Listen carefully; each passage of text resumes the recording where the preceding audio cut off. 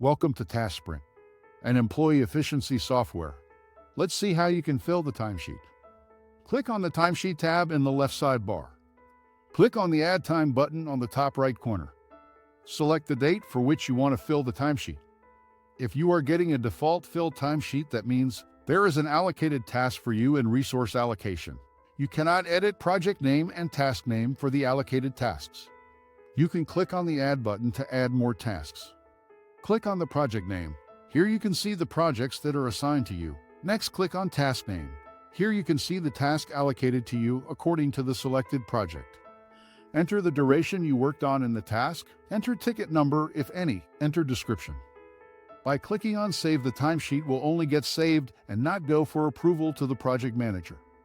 If you click on Submit for approval, the timesheet will be sent to the project manager for approval.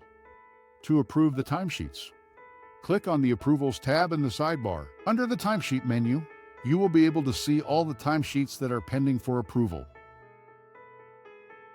Try TaskSprint today and take your team's productivity to new heights.